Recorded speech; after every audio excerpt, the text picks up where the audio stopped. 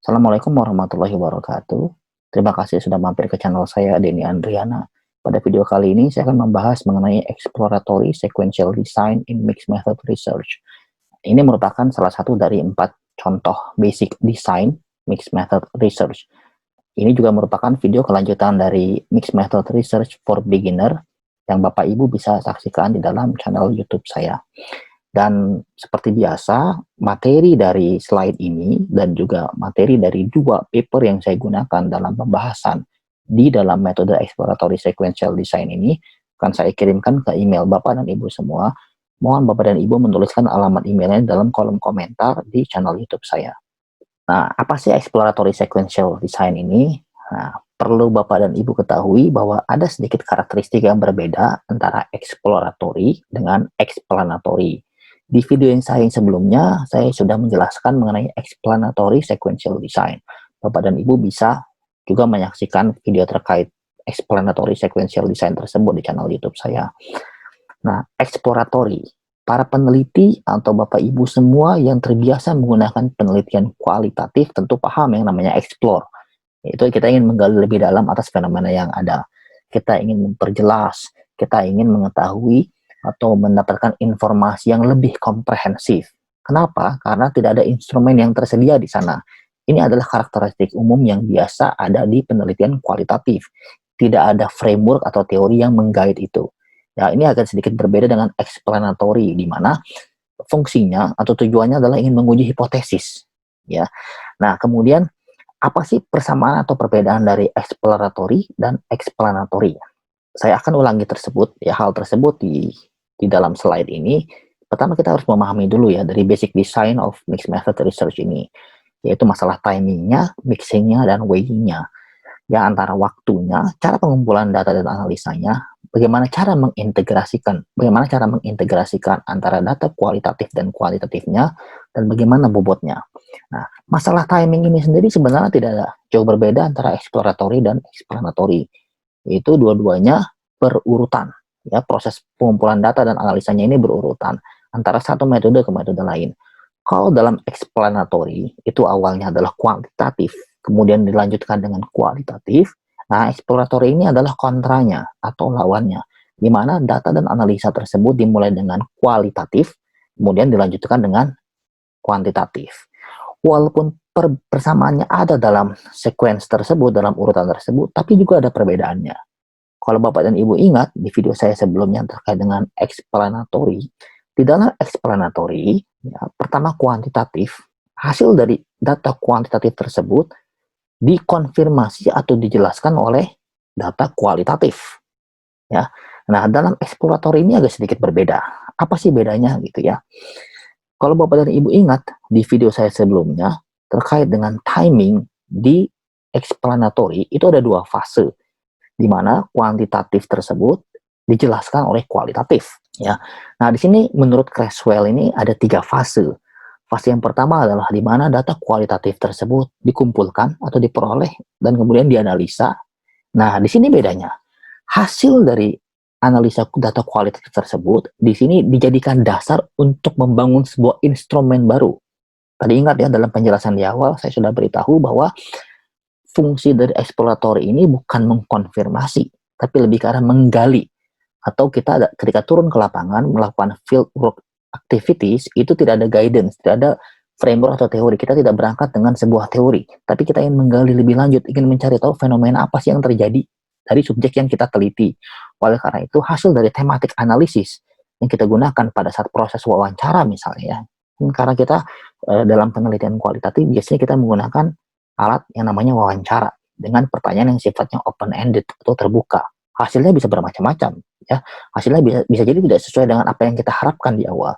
Nah, hasil tersebut akan kita jadikan dasar untuk bukan membangun sebuah teori, tapi membangun sebuah daftar pertanyaan baru atau instrumen baru yang kemudian akan kita proses lebih lanjut di penelitian kuantitatifnya.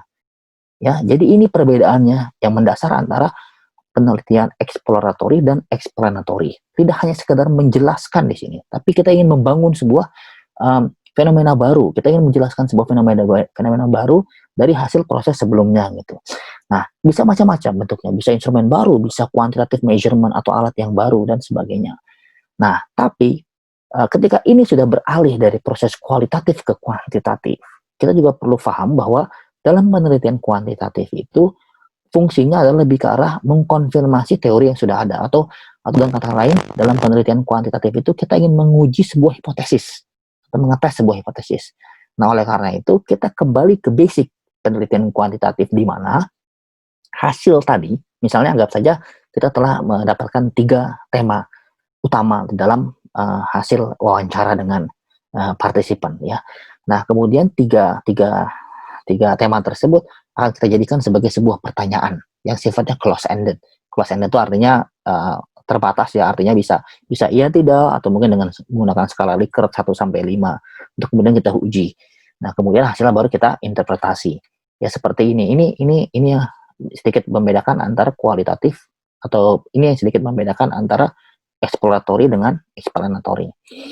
Nah, sama seperti halnya dalam penelitian explanatory yang saya jelaskan di video sebelumnya, dalam exploratory ini juga ada sequential step, ada urutannya, ya. Yang pertama, yang perlu Bapak dan Ibu ketahui adalah bahwa ketika kita mendesain, kalau kita menggunakan exploratory ini, kita harus mendesain sebuah research question atau pertanyaan penelitian, kemudian menggunakan analisa datanya juga dengan pendekatan kualitatif terlebih dahulu. Dan perlu diingat bahwa hasil data ini akan dijadikan dasar sebagai pertanyaan-pertanyaan lanjutan, ya, atau instrumen-instrumen baru di fase berikutnya. Nah, yang kedua adalah dari hasil tadi, hasil tematik tadi, ya, di fase yang pertama tadi atau di angka yang pertama, kita mendesain dan menggunakan pilot test terlebih dahulu dari hasil data kualitatif yang sudah kita dapatkan. Nah, kemudian setelah itu baru kita menetapkan, seperti halnya penelitian kualitatif sebelumnya, kita tetapkan dulu misalnya research question-nya apa, kemudian hipotesisnya apa. Nah, main kita atau cara kita menggunakan kuantitatif. Kita akan kembali ke arah penelitian kuantitatif, di mana memang sangat-sangat umum dilakukan di dalam penelitian kuantitatif, di mana ada hipotesis yang diuji di sana. Nah, hipotesis yang diuji ini adalah berdasarkan dari hasil kualitatif yang sudah kita buat.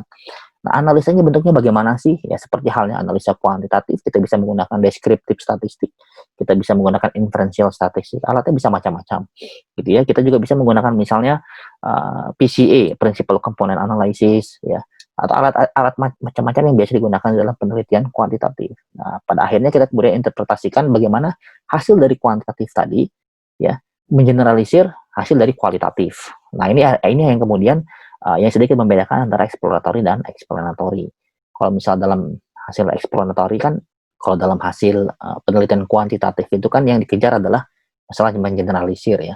Kalau misal dalam kualitatif kan tidak seperti itu, ya. Jadi ini juga perlu Bapak Ibu ketahui, masalah samplingnya, ya, akan sedikit berbeda. Kalau dalam penelitian kualitatif yang tadi di awal misalnya, kita melakukan wawancara tidak harus dengan jumlah yang banyak.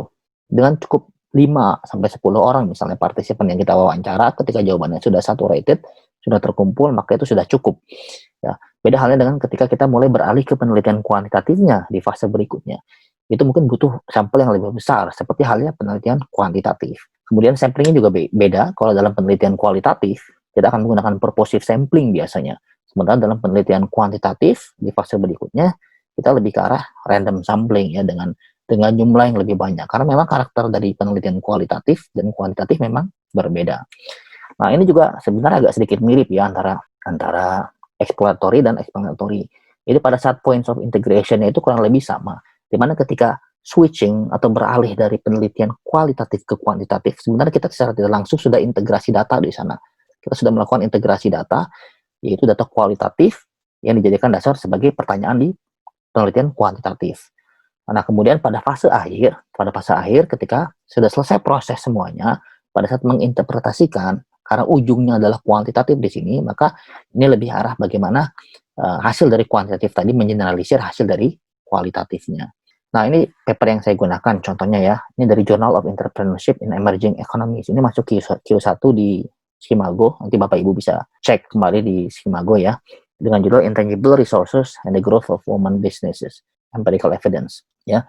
Jadi di sini jelas di dalam abstraknya, di dalam metodenya ditulis, ya, bahwa penelitian ini menggunakan exploratory sequential research design. Ini juga perlu Bapak Ibu ketahui. Jadi kalau misalnya kita sudah stated judulnya atau metodenya dengan jelas, maka ini sebenarnya membantu para pembaca ketika ingin mencari atau menggunakan metode exploratory. Jadi keywordnya sudah langsung muncul. Ini juga akhirnya memperbesar peluang paper kita untuk disitasi oleh para peneliti lanjutannya. Di sini bagaimana dijelaskan juga bagaimana fase pertama itu kualitatif terlebih dahulu dengan 9 orang responden yang diinterview. Jadi ini adalah karakter utama dalam penelitian kualitatif. Cukup 9 responden. Selama datanya sudah tersaturated, jawabannya sudah mirip-mirip semua, tidak perlu lebih banyak lagi. Kemudian di sini juga dijelaskan dia menggunakan thematic analysis. Itu sudah biasa dalam penelitian kualitatif. Dilanjutkan dengan penelitian kuantitatif, ada 264 kuesioner. Nah, karena penelitian kuantitatif lebih mengejar masalah jumlah, karena generalisir ya, oleh karena itu jumlahnya banyak, partisipannya banyak di sini. Kemudian dia menggunakan multiple regression analysis. Ya, mungkin ini hal-hal yang sangat-sangat biasa bagi Bapak Ibu semua. Regresi juga bisa digunakan gitu ya di dalam exploratory. Nah, ini juga samplingnya dia menggunakan purposive sampling untuk kualitatifnya, dia menggunakan kode-kode gitu ya, coding seperti halnya di analisa wawancara ya di thematic analysis. Nah, sampel yang kedua ya, sampel yang kedua ini saya ambil dari manajemen research review di Q2 di Skimago, Bapak Ibu bisa cek ya dengan judul Impact of Leverage on the Cost of Capital Market. Jadi ini walaupun penelitinya di Italia semua ya, tapi sebenarnya ini sampelnya di IDX di Indonesia ya, bursa saham di Indonesia ya. Papernya terkait dengan syariah di sini ya, dengan aim-nya, tujuannya menginvestigasi the impact. Sebenarnya dari tujuannya penelitian ini juga sudah mewakili nih bahwa ini adalah penelitian exploratory. Kata-kata investigate atau seeking ya, atau mengeksplor itu kan kurang lebih kalimat yang biasa digunakan dalam penelitian kualitatif biasanya. Nah, kemudian di sini juga metodenya dijelaskan sama dia. Dia menggunakan exploratory. Nah, ini juga sekali lagi bisa membantu agar paper kita bisa dicari dengan mudah oleh orang lain. Pertama-tama, di sini juga dijelaskan bahwa kualitatifnya di-gather to explore fenomena. Jadi dia menggunakan data kualitatif terlebih dahulu, kemudian dilanjutkan dengan data kuantitatif setelahnya. Jadi ini juga bisa dilihat dalam paper ini, bagaimana proses pengumpulan datanya, bagaimana analisa datanya, dan terakhir adalah bagaimana kedua data tersebut diintegrasi. Saya tidak akan jelaskan lebih detail lagi di dalam video ini, nanti Bapak Ibu bisa baca sendiri papernya. Ini kok ada yang ingin ditanyakan, bisa ditanyakan di kolom komentar, atau kita bisa diskusi lebih lanjut. Ya. Nah, terakhir, yang ingin saya sarankan gitu ya, kepada Bapak Ibu semua, terkait dengan metode mixed method ini. Jadi, kalau misalnya Bapak Ibu menggunakan MMR dalam penelitian, gunakan di dalam paper tersebut itu secara eksplisit. Jadi misalnya dalam metode seperti yang kita sudah lihat ya di 2 paper ini, bahkan di 2 paper sebelumnya di dalam exploratory itu ditulis jelas tuh. Ditulis jelas bahwa this paper adopts mixed method to examine atau to explore. Kalau examine biasanya lebih ke arah kuantitatif ya, lebih ke arah exploratory. Kalau explore lebih ke arah exploratory. Jadi harus ditulis nih bahwa paper kita ini menggunakan mixed method. Nah, tapi kemudian perlu juga diingat ya bahwa dalam mixed method ini ada banyak jenisnya. Ada exploratory, ada convergence, ada explanatory, ada embedded atau nested juga ya. Oleh karena itu ditulis spesifik seperti contoh yang paper ini. Dia atau paper ini menggunakan exploratory ya. Kemudian juga harus dijelaskan dalam metode intinya bagaimana cara pengumpulan datanya. Kalau misalnya interview misalnya, apakah ini semi structure interviewnya atau structured, itu dijelaskan ya. Dan yang terakhir, semua cara yang kita lakukan dalam pengumpulan datanya maupun analisanya dideskripsikan, diberikan justifikasi, alasan dan rasional kenapa kita menggunakan data itu, atau kenapa kita menggunakan cara itu, kenapa kita menggunakan metode itu. Nah, ini juga kemudian jangan lupa bahwa referensi untuk setiap cara atau metode yang kita ambil itu perlu disertakan. Itu sebagai sebuah itu sebagai sebuah academic justification ya bagi kita pada saat menuliskan metode yang akan kita gunakan. Nah, ini adalah referensi yang saya gunakan dalam video kali ini. Bapak Ibu juga bisa mendownload juga ini metode-metode ini atau cara-cara ini atau referensi ini untuk membantu menjelaskan lebih lanjut apa sih yang dimaksud dengan exploratory sequential design. Dan mungkin cukup sekian dari saya untuk terkait dengan video exploratory ini. Dan mohon maaf jika ada kesalahan. Assalamualaikum warahmatullahi wabarakatuh.